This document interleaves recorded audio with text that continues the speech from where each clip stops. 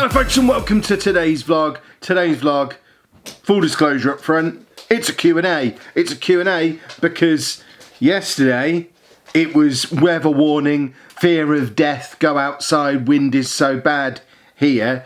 So we were kind of trapped in the house. So we asked for some Q&A questions and I thought, you know what, rather than doing the Q&A in the dark on Sunday evening, I'll give people a little bit longer to get the questions in. I'll record it Monday morning, and wouldn't you know, Monday morning is glorious sunshine. So there's your spoiler for tomorrow's vlog.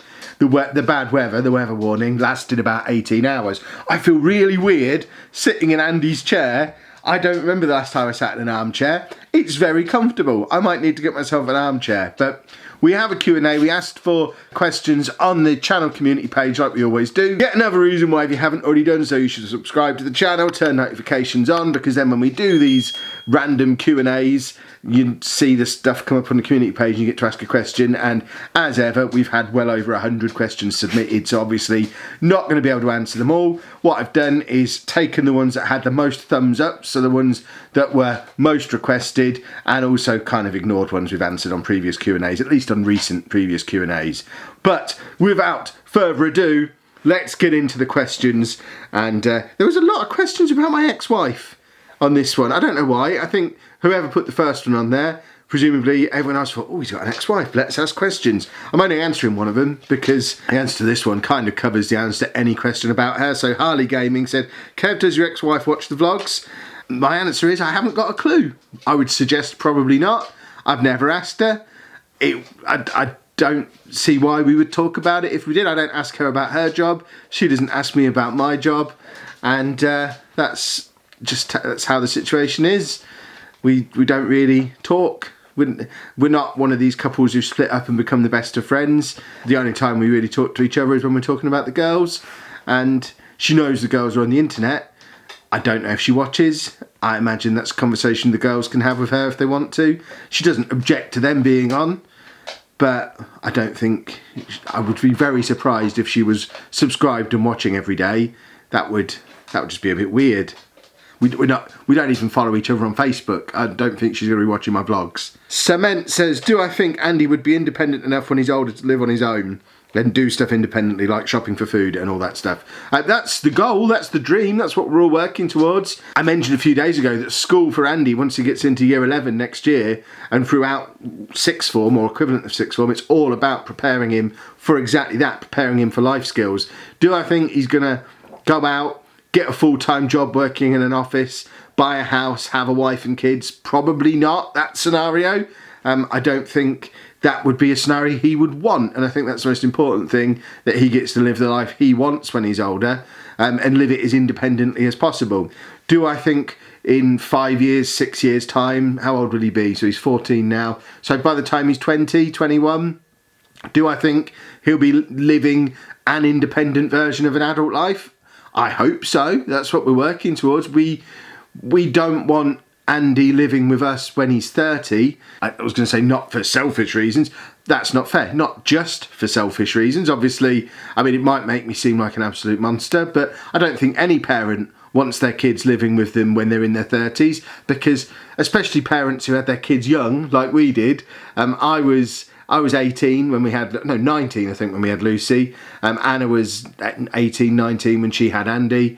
And we want to go and live our 20s when we were in our 40s. We want to go and do stuff. And you can't really do that if you've got your kids living with you. That being said, obviously we're never going to kick him out. He will only move out when it's what's best for him. And I think looking long term from his point of view as well, the best scenario for him is to transition into some kind of independent living, assisted living kind of situation.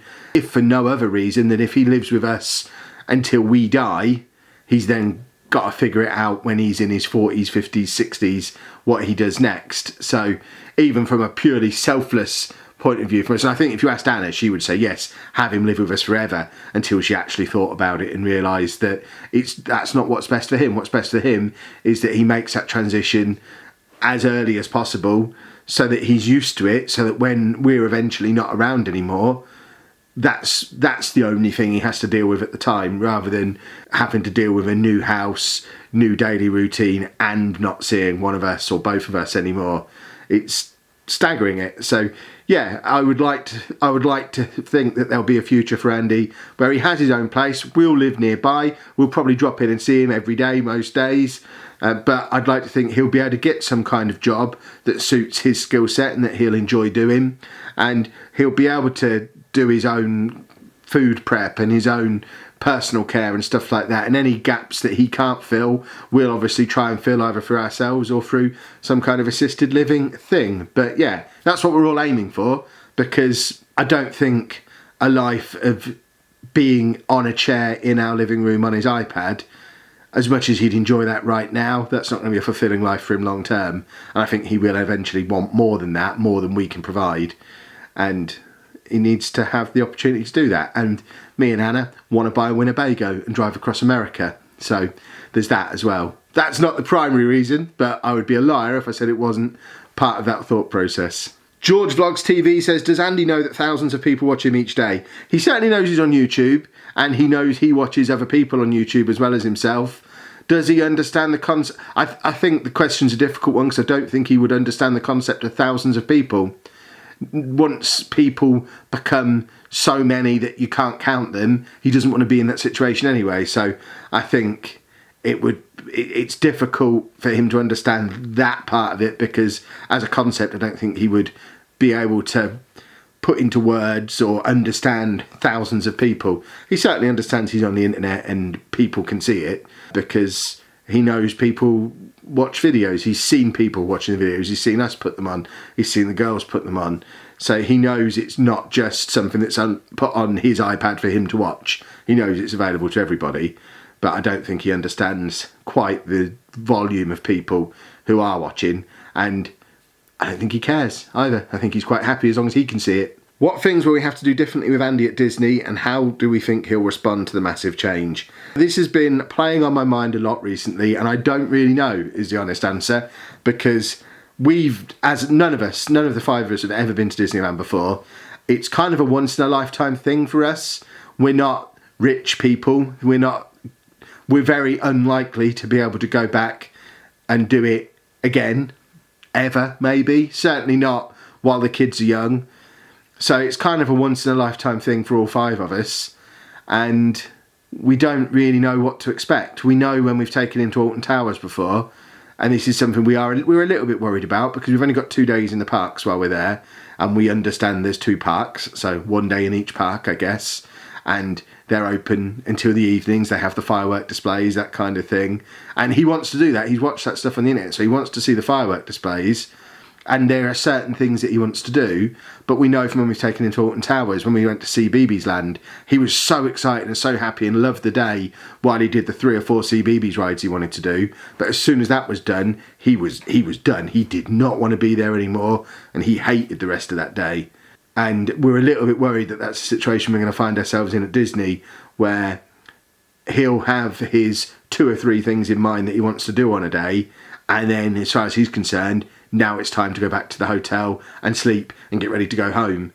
And that's not fair on the girls if that's how we do it. So we need to try and find a balance between Andy having a good time and getting to do what he wants to do, the girls having a good time and getting to do what they want to do, but not having it so that it's Anna on holiday with the girls, me on holiday with Andy situation, which is how it would split. It wouldn't be me and the girls and Anna with Andy, probably, because Anna has wanted to do this all her life as well. Me, I'm fairly indifferent to Disney.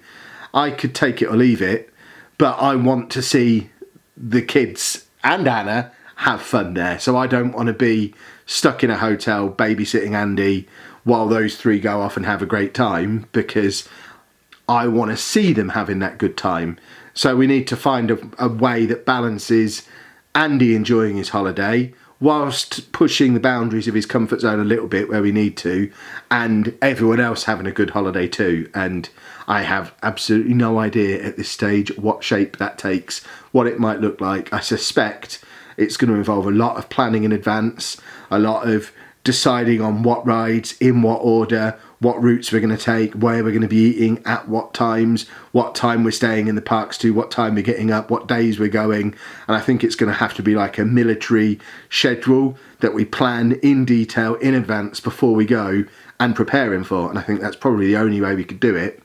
We've got 3 months to get that ready.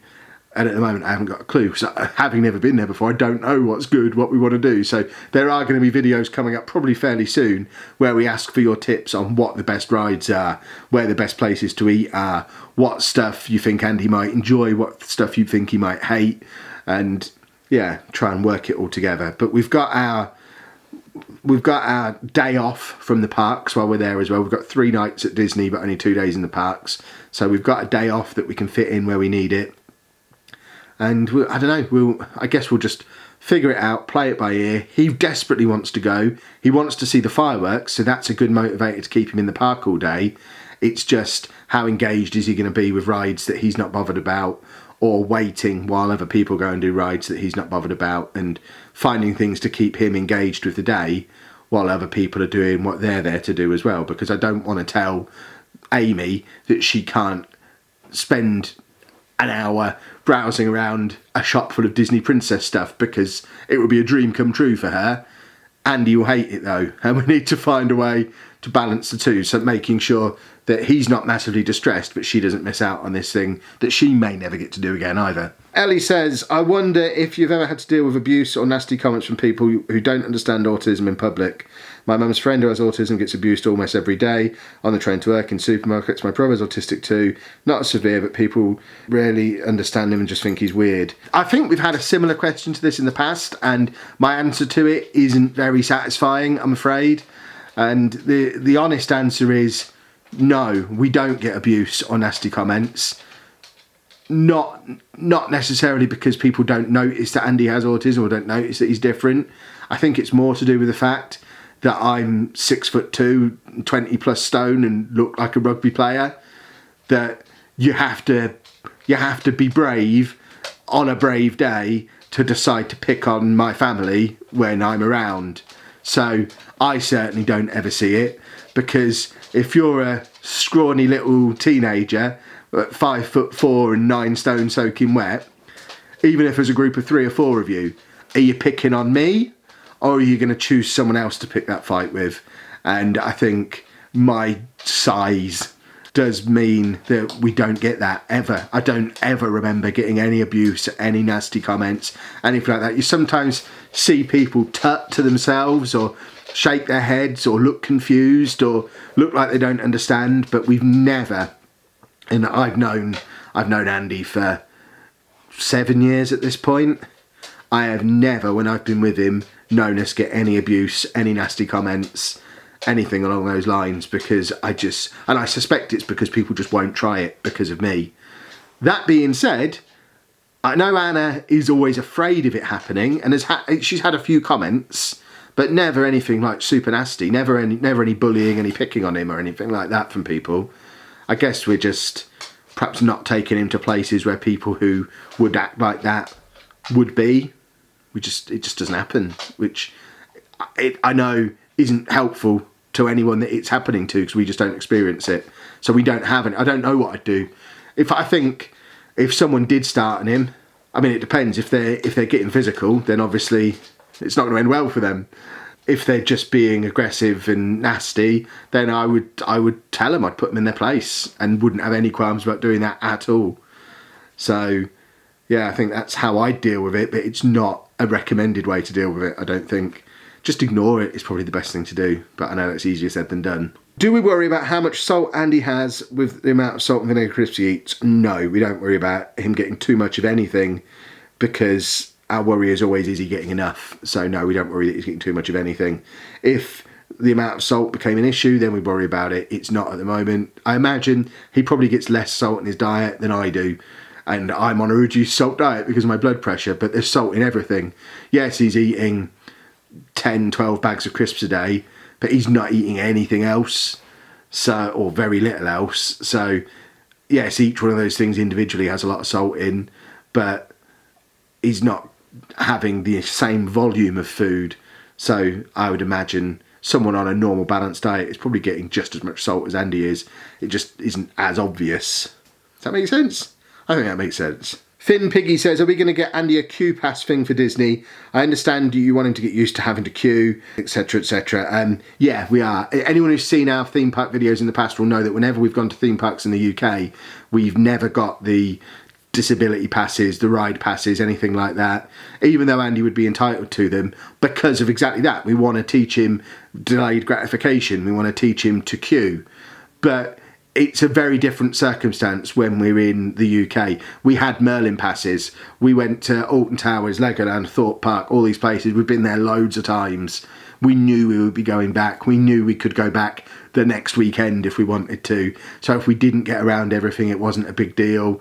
If he had a meltdown after one queue and wanted to go home, it's not the end of the world. But with Disney, it again comes back to that. It's a once in a lifetime thing for us. Although we've got a very good deal on it, it's an extraordinary amount of money for us to spend in one go. I think outside of my car and probably this laptop, it's probably the single biggest amount of money I've ever spent on anything in my life, outside of a car and my laptop. And this laptop was too expensive.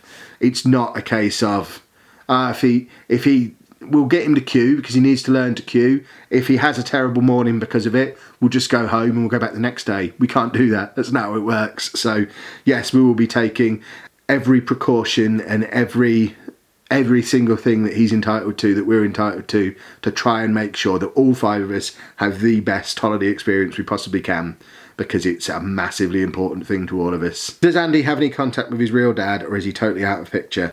I'm Andy's real dad. If you want to ask about his biological dad, I'll allow you to ask that again at a future moment. But yeah, he sees his real dad every day. Does Andy use assistive technology at school, such as a laptop or iPad? He uses an iPad as a reward thing. I don't think he does much work on it. He doesn't, because he's not doing as much traditional schoolwork as someone in a mainstream school perhaps would, who'd maybe have a laptop or an iPad to help them with their reading or help them with their writing. But he has an iPad that's put into his timetable on a regular basis as a reward for what he's doing. So if he does a piece of work, he'll get some time on the iPad as a reward. So it's used as a motivator rather than as a learning assistant thing. Have me or Anna ever had a major health scare? I would class major health scares as heart attacks, cancer, stroke. On that basis, no, we haven't. We've been ill. We've had time in hospital.